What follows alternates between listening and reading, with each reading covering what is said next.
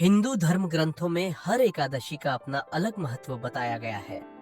इन्हीं अलग अलग विशेषताओं के कारण इनके नाम भी भिन्न भिन्न रखे गए हैं। प्रत्येक वर्ष में 24 एकादशियां होती हैं। मल मास की एकादशियों को मिलाकर इनकी संख्या 26 हो जाती है।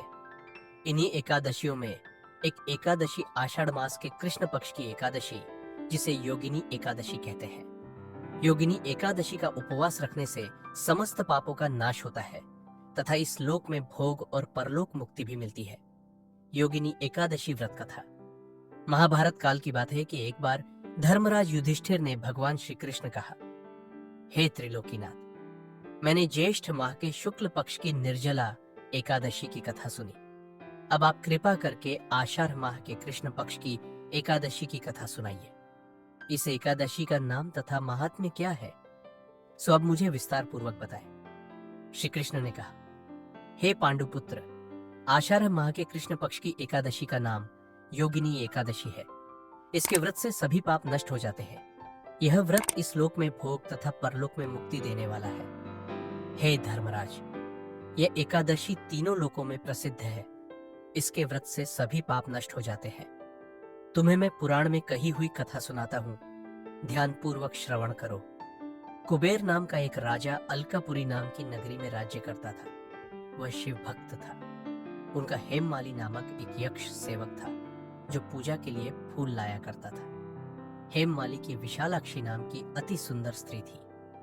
एक दिन वह मानसरोवर से पुष्प लेकर आया, किंतु कामासक्त होने के कारण पुष्पों को रखकर अपनी स्त्री के साथ रमण करने लगा। इस भोग विलास में दोपहर हो गई। हेममाली की राह देखते देखते जब राजा कुबेर को दोपहर हो गई तो उसने क्रोधपूर्वक अपने सेवकों को आज्ञा दी कि तुम लोग जाकर पता लगाओ कि हेममाली अभी तक पुष्प लेकर क्यों नहीं आया।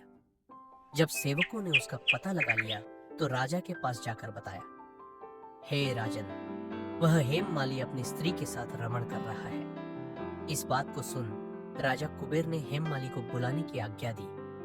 डर से कांपता हुआ हेममाली राजा के सामने उपस्थित हुआ। उसे देखकर कुबेर को अत्यंत क्रोध आया और उसके होंठ फट-फटाने लगे।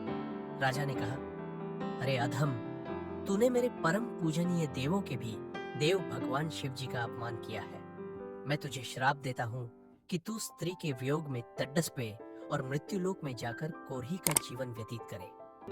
कुबेर के श्राप से वह तत्क्षण स्वर्ग से पृथ्वी पर आ गिरा और कोरही हो गया। उसकी स्त्री भी उससे बिछड़ गई। मृत्युलोक में आकर उसने अनेक भयंकर कष्ट भोगे, किंतु शिव की कृपा से उसकी बुद्धि मलिन न हुई और उसे पूर्व जन्म की भी सुध रही। अनेक कष्टों को भोगता हुआ तथा अपने पूर्व जन्म के कुकर्मों को याद करता हुआ वह हिमालय पर्वत की तरफ चल पड़ा। चलते चलते वह मार्कंडेय ऋषि के आश्रम में जा पहुंचा। वह ऋषि अत्यंत वृद्ध तपस्वी थे। वह दूसरे ब्रह्मा के समान प्रतीत हो रहे थे और उनका वह आश्रम ब्रह्मा की सभा के समान शोभा दे रहा था। ऋषि को देखकर हेममाली वहां गया और उन्हें प्रणाम करके उनके चरणों में गिर पड़ा। हेममाली को देखकर मार्कंडेय ऋषि ने कहा, तूने कौन से निकृष्ट कर्म किए हैं जिससे तू कोढ़ी हुआ और भयानक कष्ट भोग रहा है। महर्षि की बात सुनकर हेममाली बोला, हे मुनिश्रेष्ठ, मैं राजा कुबेर का अनुचर था। मेरा नाम हेममाली है। मैं प्रतिदिन मानसरोवर से फूल लाकर शिव पूजा के समय कुबेर को दिया करता था। एक दिन पत्नी सहवास के सुख में फंस जाने के कारण मुझे समय का ज्ञान ही नहीं रहा और दोपहर तक पुष्प न पहुंचा सका। तब उन्होंने मुझे शाप श्राप दिया कि तू अपनी स्त्री का वियोग और मृत्युलोक में जाकर कोरही बनकर दुख भोग। इस कारण मैं कोरही हो गया हूं तथा पृथ्वी पर आकर भयंकर कष्ट भोग रहा हूं।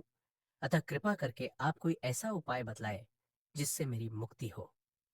मार्कंडेय ऋषि ने कहा, हे हेममाली, तूने मेरे सम्मुख सत्य वचन कहे हैं, इसलिए मैं तेरे उद्धार के लिए एक व्रत बताता हूँ।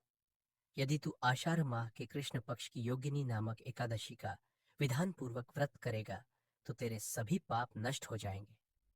महर्षि के वचन सुन हेममाली अति प्रसन्न हुआ और उनके वचनों के अनुसार योगिनी एकादशी का विधान पूर्वक व्रत करने लगा।